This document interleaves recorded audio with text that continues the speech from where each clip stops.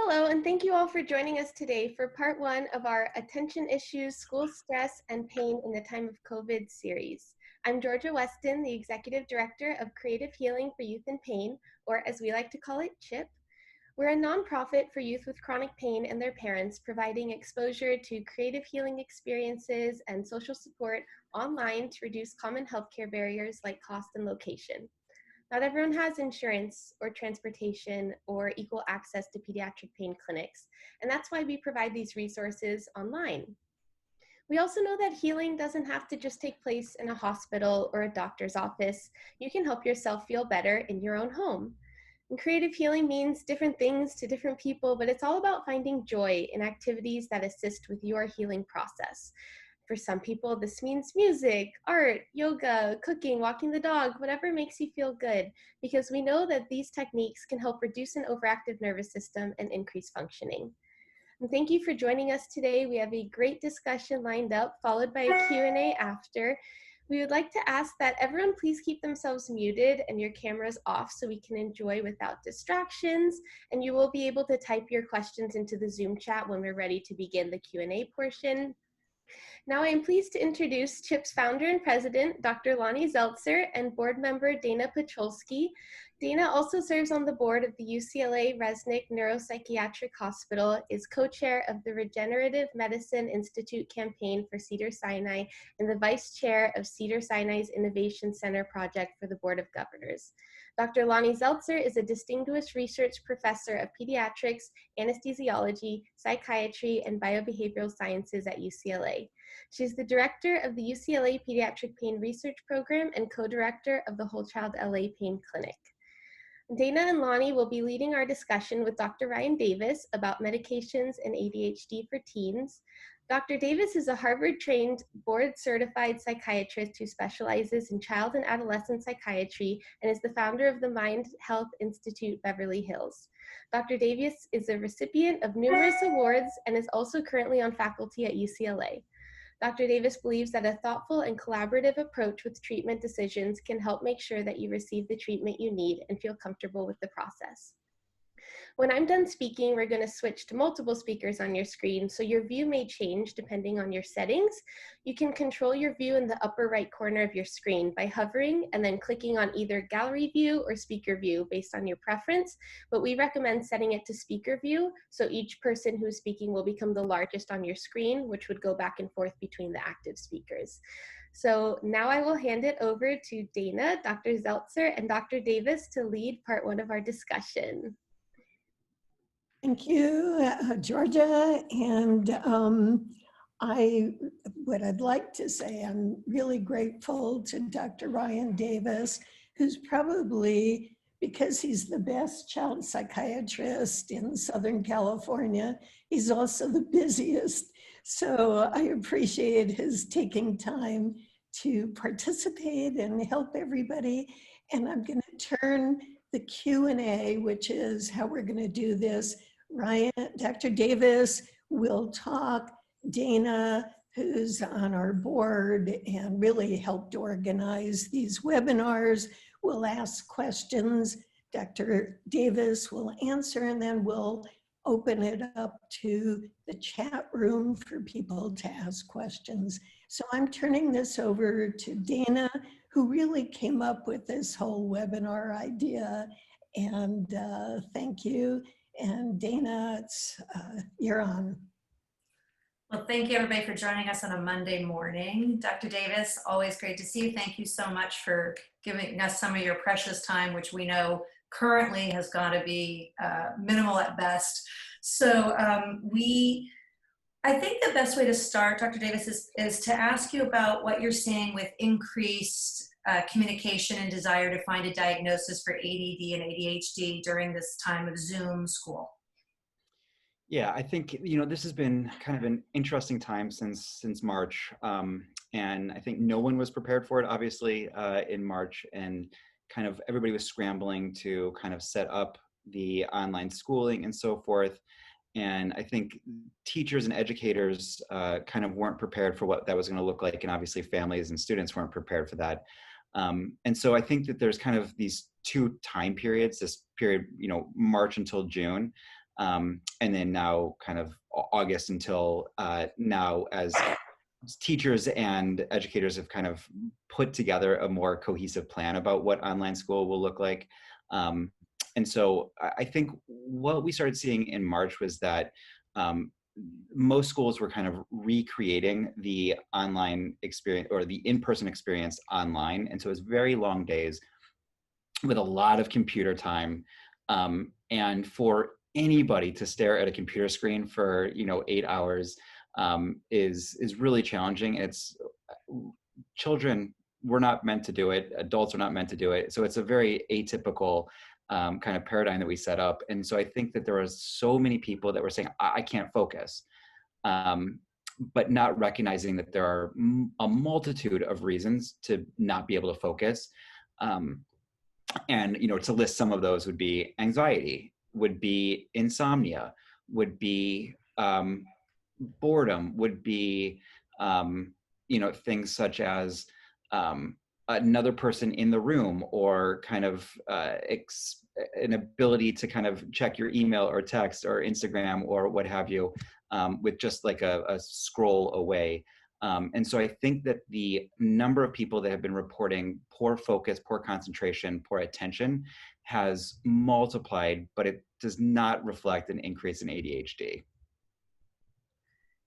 And with that, for children that are sitting there and no longer have parents saying, I've gotten all my stuff done, they're in the other room working, kids are on their own via Zoom. And like you said, they may be checking their cell phones, most likely, other things.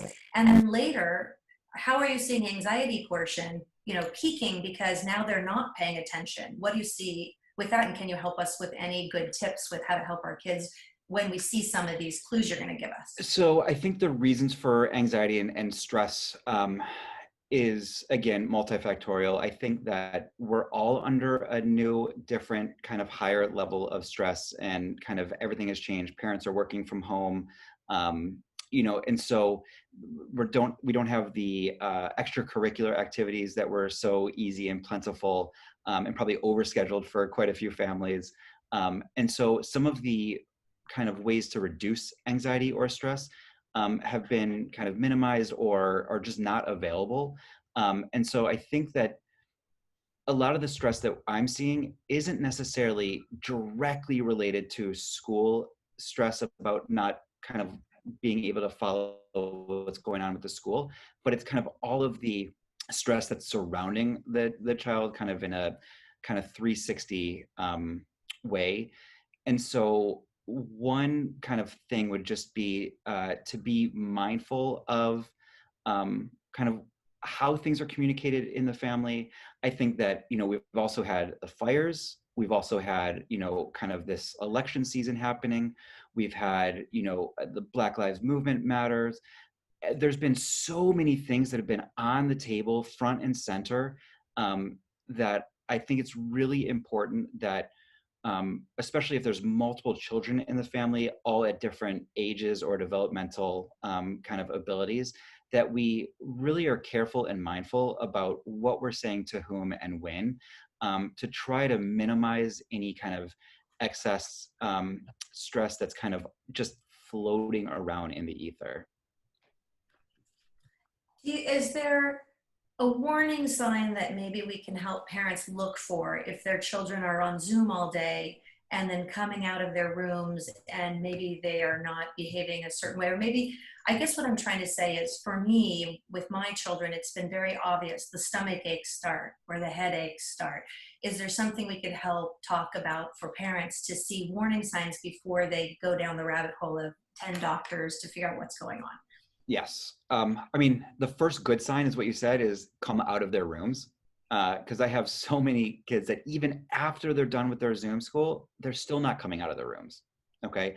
And so coming out of the room, I think, is actually a really great protective kind of factor. And so engaging kind of the family is wonderful, getting out of the house in any kind of safe and appropriate way possible.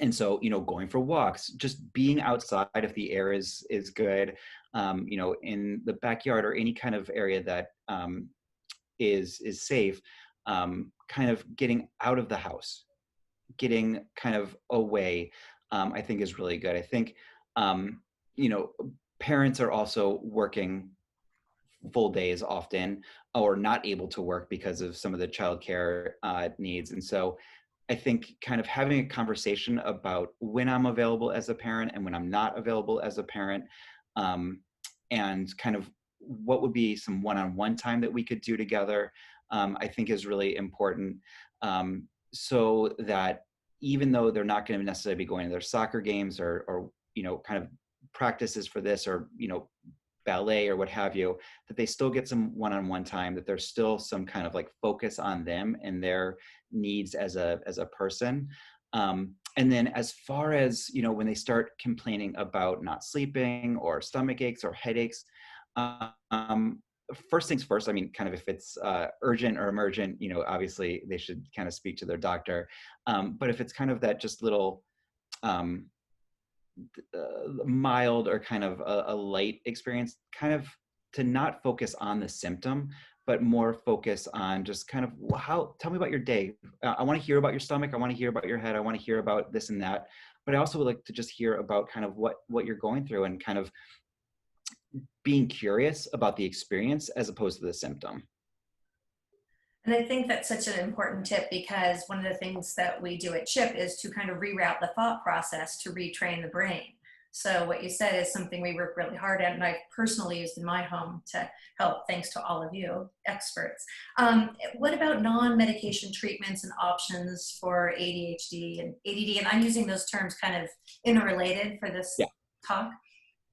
So first and foremost, I think that three best quote medications for ADHD are sleep, exercise, and a well-balanced diet.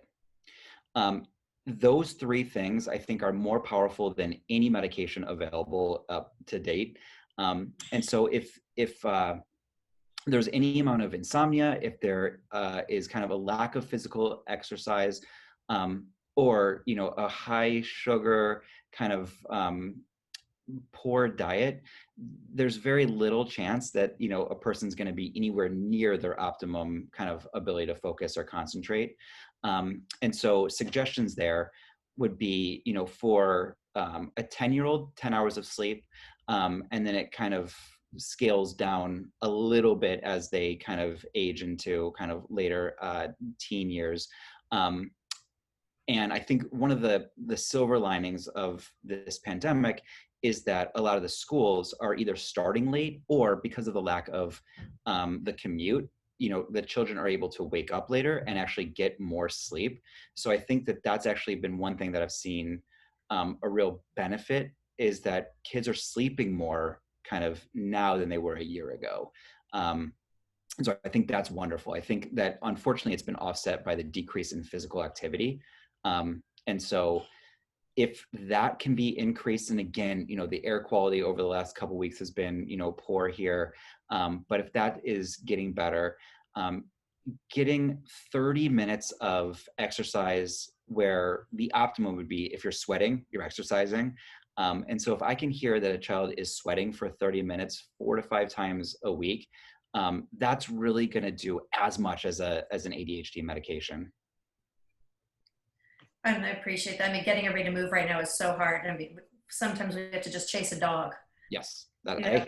whatever works. And as far as starting any medicine, because there's got to be a lot of people that are actually starting a medicine because that is the right thing to do, or it's just that's what they're seeking at this time, because we don't want to get so far behind in school. What do you think the relative benefit to starting treatment during school from home is at this time? I mean, I think it's probably equal to when the children were in school. I think that, you know, school is school. And, you know, I've heard so many kids say, well, I'm not actually learning anything. This is not that important because it's school from home. The fact is that we don't know how long this is going to go for. And so, you know, for us, you know, for the children to kind of say, I'm going to really start focusing when I get back to school, you know, is really, I think, unfortunately short-sighted, because we could be doing this, you know, for the whole school year.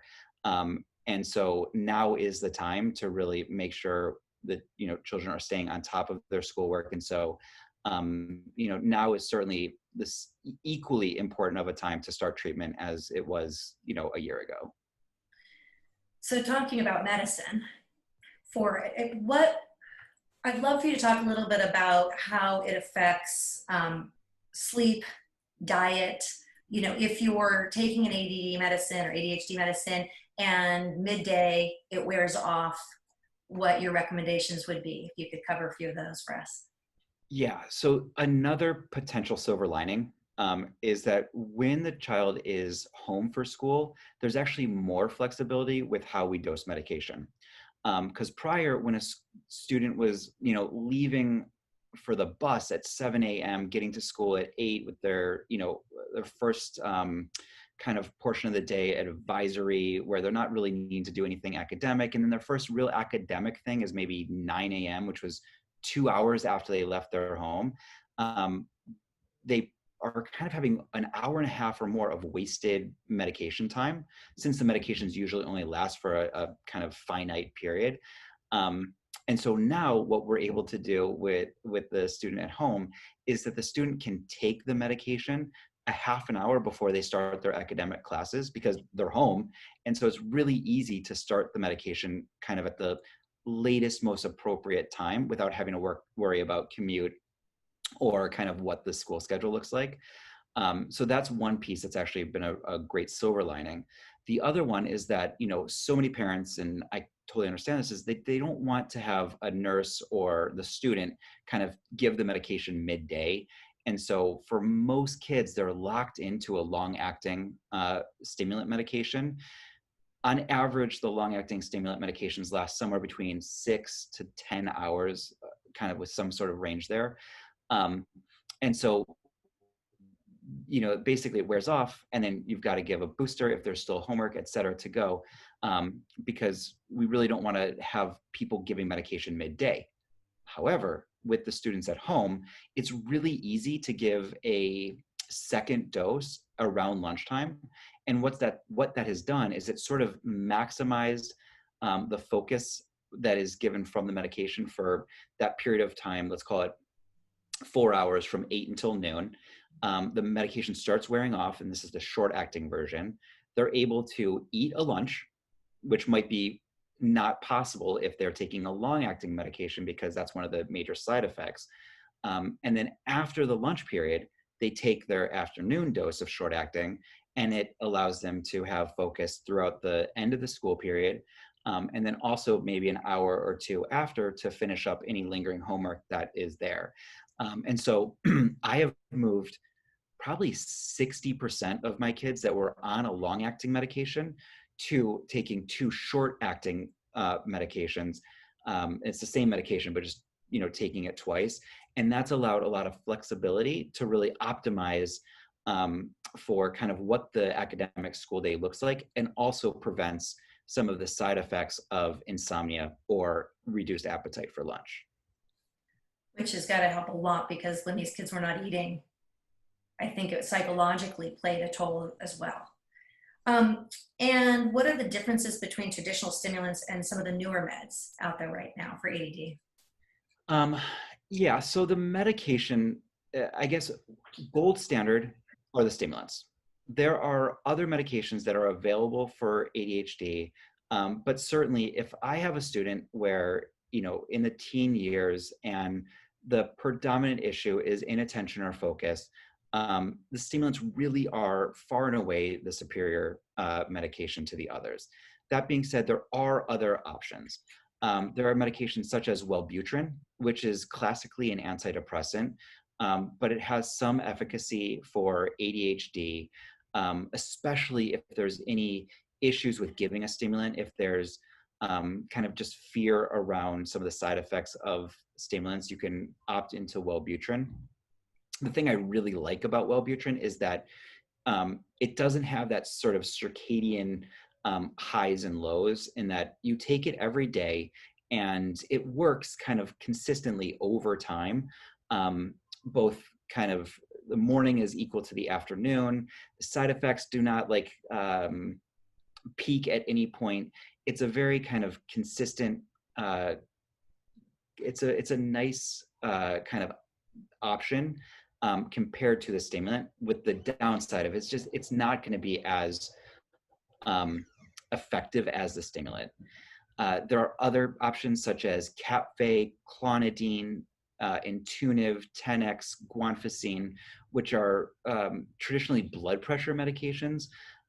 They are really great options for oftentimes the younger kids where there's maybe some impulsivity or hyperactivity. It kind of can tone down some of those symptoms. But if you have a teenager with primarily poor focus, it's probably not the route you're going to go. But the really interesting and wonderful kind of side effects to the Intuniv type medications is that their side effects are the exact opposite of the stimulants. So you actually have tiredness and increased appetite with those medications. And so if you do give like a low dose of one of those medications and a low dose of the stimulant, the side effects have to actually offset. And so you can have a really nice kind of medication combination that is highly effective without having some of the side effects that you would expect from either class individually. There are some other options. Strattera is a kind of ADHD option. In my practice, I don't prescribe it. I'm kind of 0 for 30 starting it. Really, I don't know that it's all that effective. And so it is, something that I know is out there. Some pediatricians will prescribe it, but it is not for me, it's not a commonly prescribed medication. I don't find it very effective. And then there are some non-medication treatments. One of the newer ones is TNS, which is trigeminal nerve stimulation. And it is a patch that's placed on the forehead overnight. And it sends a very small electrical pulse along the trigeminal nerve. And so it's done overnight, every night. And it has been shown to be as effective as the guanfacine type medications for I think 7 to 12-year-olds with kind of more of a predominantly hyperactive ADHD as opposed to the kind of more inattentive type. And so there are a number of different kind of ADHD options out there, but the stimulants truly are the gold standard. It's nice to hear there's some new developments to do. And if there's anything else that you would recommend on the non-medicine, at-home type of things, we'd love to hear that as well. Yeah, there's mixed data around some of the supplement options.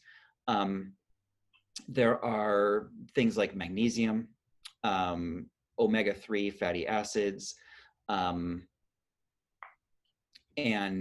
probably forgetting one or two here. There's actually, interestingly, there is a couple recent studies on saffron, the cooking spice, that has been shown to be effective potentially for attention. We'll see where kind of that data leads us. But there are definitely some interesting things out there. And, I think that there are options for non-pharmaceutical medications. But again, how strong of a impact they have, I think remains to be seen. Let's talk about sleep a little bit. How do you, for these kids, what are you seeing with sleep typically, and what could you recommend for families with children that are experiencing sleep disruptions? If the sleep problem is from a stimulant, then the stimulant is not the right stimulant. Okay, so ADHD in and of itself, you'll have some sleep issues are very comorbid with ADHD. So ADHD and sleep commonly co-occur even without kind of bringing in the medication component. That being said, if the stimulant is causing problems falling asleep, then the stimulant is either too high or being given too late, or the wrong stimulant. And so I will really not allow one of my patients to have long-term sleep deficit if it's from the stimulant. Okay, so that is a straight no-no for me. That being said, again, because of the nature of ADHD and just, the nature of kind of, what I just heard somebody kind of call it the COVID insomnia, that like the rate of insomnia is much higher since March than it has been, in years past. And again, that's because of, stress, anxiety, et cetera. And so meditation, mindfulness, and there's a more recent treatment called cognitive behavioral therapy for insomnia that is really helpful. Something like 90% of people that go through the CBTI protocol will have an improvement in sleep, and 75% of people that have insomnia on a medication will have decreased or be off medication through the protocol of the therapy. And so there are some really great non-medicinal treatments for insomnia. A lot of parents use melatonin, use Benadryl, and I'm sure some other things as well. Those are the top two. I am not a big fan of giving a nightly medication or even supplement for sleep. It's my belief that sleep is something that naturally we all want to do, and something that our body is like programmed to sleep. And so if there's an issue with sleep, I don't believe, and there's obviously, kind of, this is the rule and rules are meant to be broken. But I don't want somebody chronically taking something to sleep every night. I think it's really important to kind of train the brain, the body, the person to sleep better. And sometimes we'll use a shorter term Benadryl, shorter term melatonin, shorter term option, but the long term really should be that it happens naturally. And so that's a big push of mine, is good quality natural sleep. And just to circle back, I think what you just said was really an important topic for everybody to hear, both parents and children, which is to train the brain. And not because we're a chip, that's what we've studied and what we do, but because it breaks the cycle. So what you're saying is, if you've gotten in this lane of staying up at night, and now your brain's saying, I can't go to sleep, I can't go to sleep, it would be better in the short term to do something that puts you to sleep, to try to teach you a new route, right? Yeah, it's a mixed bag though, because the second that you have a great night's sleep because you took something, you're now going to say that you slept great because of that thing, and that thing becomes kind of your security blanket. And so that's the only place where it gets a little tricky, is that people will then say, I can't sleep without my blank, whatever that is. And so whether that's melatonin, whether it's Benadryl, Ambien, what have you, that's why I'm reluctant to prescribe even a short-term course because of that concern. And so it's got to be a lot of education around why we are giving the short-term medication or the short-term kind of supplement or what have you, so that we can kind of help train the brain to saying, listen, this is not the thing that puts you to sleep. This is the thing that's going to put you in the right state of mind so that you can naturally go to sleep. What we say at CHIP is, it's like being stuck on the 101 and you're stuck in the sticky neural loop of the brain and you really want to get on the 405. This gives you the off ramp. Yes. To the next highway. Well, we've talked for 30 minutes and I'd love to open it up to questions. And one of the first ones was going back to talking about some of the supplements, I'm assuming, because this is the question about theanine, Theanine.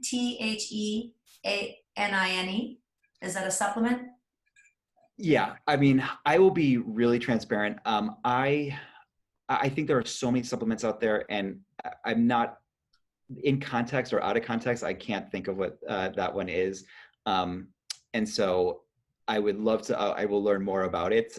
But just off the top of my head, I can't put my finger on that one. Okay, and I should open it up to anybody who wants to put any of your questions in the chat so that we can talk about more specific things while we have Dr. Davis here helping us. But going back to changing medicine, and is there anything else you would talk about that's really COVID unique, online school unique, that we can help with families at home? I know we've covered a lot of different things, but since we have a little more time, I'd love to revisit that. Yes. So again, I think sleep, appetite, or sleep and kind of good eating habits, getting sleep and getting exercise is probably the most important medication. I know I sound like a broken record with that, but there's very little that a stimulant can do if somebody's getting 4 hours of sleep a night or is, kind of not getting any activity. So, if only once we have kind of sleep and eating and exercise kind of dialed in, would there even be a kind of consideration for kind of making changes with medication? Would you recommend for a family right now that has not explored medicine and ADD, is this the time that you would recommend that they go down that path? Um, I personally like to have my patients see a neuropsychologist first. And what that is, a set of um, kind of cognitive and emotional attention tests that I like to have done before somebody kind of starts on the medication, because what I have found is that um, there are oftentimes comorbidities with ADHD, learning differences. And so oftentimes just having that ADHD diagnosis is not kind of enough insofar as what else might be going on with their learning style or learning type, and kind of a more full picture of an individual's way of learning can be really helpful. And then in addition, if we have some baseline tests of attention or focus or concentration, and then we start a treatment and then we retest, we actually have some objective information on the improvement that the medication has offered, as opposed to just saying, I think it's better. I think, it feels like they can focus better. I like to have that objective information to kind of support what we're doing and why we're doing it. Would they have to go through a complete battery of tests the same portion, or can they just pick and choose some of the most important tests to give you that comparison? So as a psychiatrist and not a neuropsychologist, I would personally, I would at least want to see a number of things around, attention and focus. But after speaking to a number of my neuropsychological colleagues, I think that they would say that it's sort of like going to the doctor and just having your eyes checked and not your ears, because it's really the full picture. And if we don't know if there's something else going on, a nonverbal learning disorder or kind of any other diagnoses, or even just kind of information to be gained, I think we're kind of doing a disservice by just getting the attention tested. Okay. Back to sleep for a moment for one of our questions. So because circadian rhythm disruptions are so prevalent at the moment for both parents and children, one of the questions is for a 17-year-old, they have been waking the 17-year-old up in the morning regardless of the sleep quality and sleep length. And their question is, would you recommend still waking them up early, or would you let them sleep a little bit more? So I would need to know 100 other pieces of information to really answer that fully.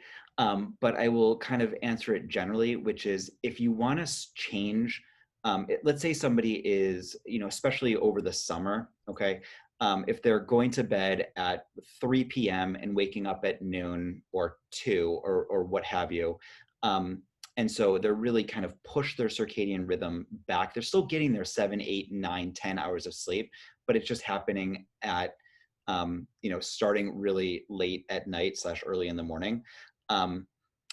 That is not optimal. I have seen, I don't know if it's validated, but I've seen that sleep between the hours of 10 p.m. and 2 a.m.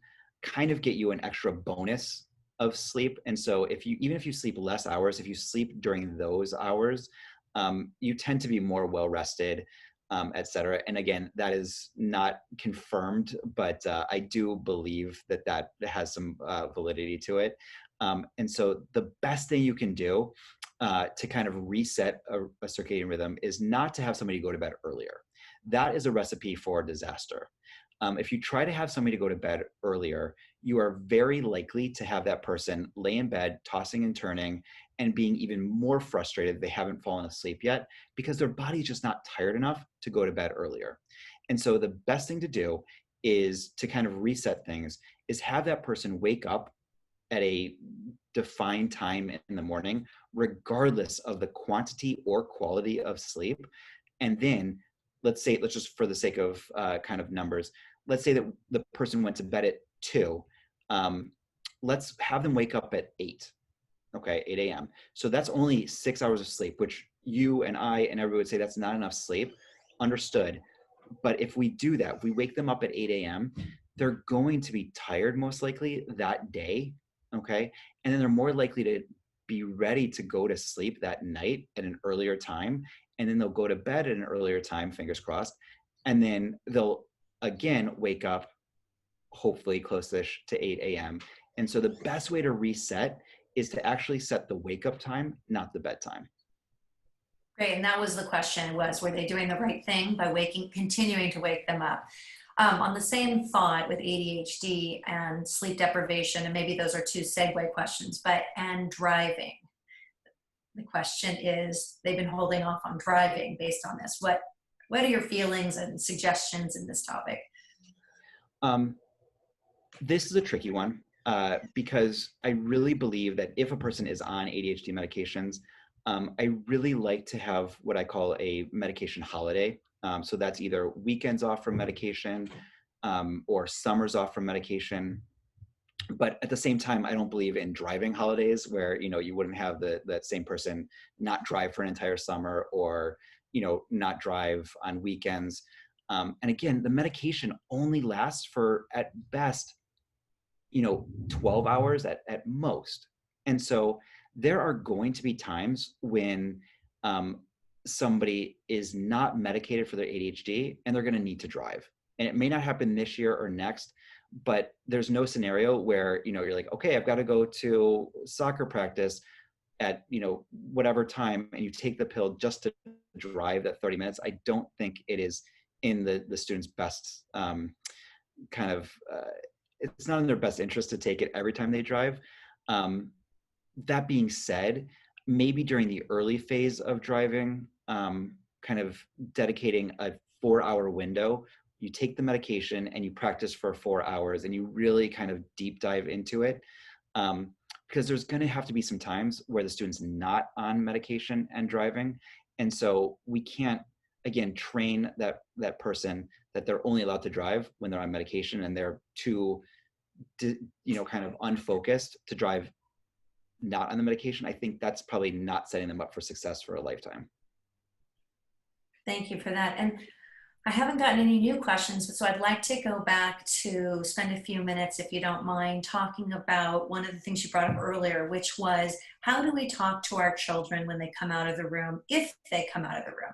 And I guess I would start with, what do we do with the child that doesn't come out of the room, and move into what do we talk to, how do we talk, and some suggestions to the child that does come out of the room. First and foremost, be curious. Okay, so that's where it all starts, that it begins there. So be curious why they're not coming out of the room. Be curious why they are coming out of the room. And so if you start from that, that's going to be such a more kind of beneficial starting point. And if we can understand, is it that they're trying to avoid dad who's talking about politics all day? Are they trying to avoid, brother who's the A+ student and, doing so well in online schooling and, this one is not doing well? Or are they finding that they're finally connecting with all their friends because maybe they're introverts that had a hard social time and now they are just kind of doing so well socially in that kind of virtual online world that they're actually loving the experience of kind of being in the room and talking to friends in a way that they weren't able to successfully do it kind of beforehand. So there are so many different reasons why they might not be coming out of their room. And so if you are curious about why that might be, it's going to be a lot better than saying, you have to come out, it is dinner time and you are expected, this is your family obligation. And kind of taking that approach is going to be probably less successful than being curious and finding out what's going on. on a side note from that, what if they come out and they're moody, and the moodiness is just, you know, everything you do is wrong, which, you know, as a teenager and a parent, that's just the way it is, but it's actually exaggerated right now. Should the parent engage that child more? Should they give them time? How do we navigate this subtle dance with our adolescents during this really unique time for all of us? Yes. So again, being curious on why they're moody. So one of the side effects of stimulants is sometimes when the medication's wearing off, the student will get very emotional or moody, irritable, etc. And a lot of times it's because they're hungry. And so kind of going back to that hanger concept of making sure that, you know, back in the olden times when kids went to school, like the parent picking the child up would bring food with them and say, eat this, and we're not going to talk until you've eaten that. And so a lot of times that would kind of cure some of the hanger and the irritability. And so the first thing is to be curious, is it the medication? Is this happening on days where there isn't medication involved? And so if it's happening consistently only when they take the medication, we've got to do something about the medication. If it's happening across the board and it started right when school started, okay, you know, let's look at maybe what the stressors are and what's going on. You know, is this just typical teen type stuff? Is there anything going on socially? Is there anything not going on socially? And even kind of asking the student, hey, I noticed that you've been really cranky, irritable, fill in the blank, over the last 2 weeks. What's up? And, you know, expecting them to kind of say, well, mom, here's what's going on, really unlikely. But again, training the brain that we are curious, and maybe the 10th time that you've done it, not in the same day, but maybe over a 3-week period, they'll say, I'm just angry about so-and-so. And you're like, oh, what's up? And so again, kind of just going with their pace. If you're able to kind of slow, I know as a parent, we want to know exactly what's going on, and we want to kind of fix the situation. But it's really an important kind of skill that the student learns how to fix their own problems. And so just, again, being curious and interested and being an open place for them to talk about it if and when they want to. I'm kind of laughing only because I think most of us are bracing ourselves. Like, they come out of the room and we're graced with their presence, and then we panic that we have to actually say anything. Hi could be the trigger. So I know as a parent myself, I'm just braced, and I know how it could go from there. So I hear what you're saying about how we should find that moment to say something, and say it not expecting anything back, but to continue to say it so that we get their brain to make that connection, that they see maybe something is happening. Is that what you're trying to explain? Okay. And I'll just add one caveat to that, which is a saying that I love, which is strike when the iron is cold, which basically means if there's any fire in the room, if you are stressed, anxious, angry, or if you just know that, you know, your teen is kind of hot in any way, that's probably not the time to have any sort of meaningful conversation. And so if you notice kind of a uncomfortable back and forth, now is not the time to say what's up. Okay. It's maybe the next day or 3 hours later, or kind of you guys take a hike and you could say, hey, yesterday, what was up? And so striking when the iron is cold has saved many a kind of blow up between parent and child. And saying it again for the first time. Just keep saying the same thing again as if it was the first time you said it. All right, I'm going to take that personal tip. This is a great question. It's, if your child is having trouble focusing during an online class, can any small creative activity such as drawing or doodling on the side be helpful for their focus? So, to take that and actually add one more thing, because a lot of parents get mad when their kids listen to music or watch TV. So in that same vein, can you discuss how some of these tools and what tools you might suggest for those types of children? Yes. Let's see. So there are some people that do much better kind of keeping their hands occupied, doodling, knitting, fidget ball, kind of doing something with their hands. And so I think that there's definitely space for experimentation and allowing the student to try something for a day. Okay, and so maybe getting the teacher's approval, but hey, can my student stand up during class? Can they pace? Can they turn their camera off for 20 minutes or 3 minutes? Kind of trying some things out and then looking at how the focus was that day would be a decent option. As far as music goes or TV, I don't know. TV to me seems like a great way to not focus. Music, this might be just more personal than kind of anything else, is I know that I can focus better with some music that I know that I don't really need to listen to the words to, but I just kind of, I've heard it 1,000 times and it kind of just allows me to kind of just focus well. Or like there's some people that focus really well in a library versus a Starbucks. And again, these are probably not pertinent right now, but the correlate would now be the dining room table versus the bedroom versus the backyard. And so do some experimentation, allow the child to try the dining room, to try the bedroom, to try their floor, to try their bed, to try outside. And then, kind of see what the day turned out like. And if they focus better, then give them a second trial of that same thing. But there's probably no one size fits all. And what worked for you during school is probably not exactly what's going to work for them. And on that note, for someone like me, I doodle. So if someone's talking to me, I'm constantly writing. I know that's my focus technique. So I think what this parent is asking is if their child's in class and they're doodling, as opposed to looking at it as a distraction, it might actually be a tool or coping mechanism they've developed. And I'm asking you, I guess, that question is, we all find a different coping mechanism to help us concentrate. So doodling might not be a bad thing if that helps them achieve a higher level of concentration. Is that correct? Yeah, so you have to look at the outcome. And so if the outcome is better focus, then it works. And if the outcome is worse focus, then it doesn't work. And so I think if, one person doodles, they're going to get way distracted. If you doodle, that's actually going to be able to lock you in. And so again, trial and error, and let, the mom can let the child try it and kind of see if it works better. And one of the weird kind of interesting things is that we can kind of listen into what the students' classes are like. And so you can kind of do some questioning after the class, being like, so what was your teacher saying about, the use of a semicolon?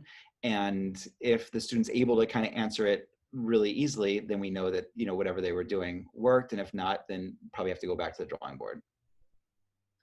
Great. And now the next two I can kind of combine. So one is any tips and tools for helping our kids deal with the day-long Zoom and stress.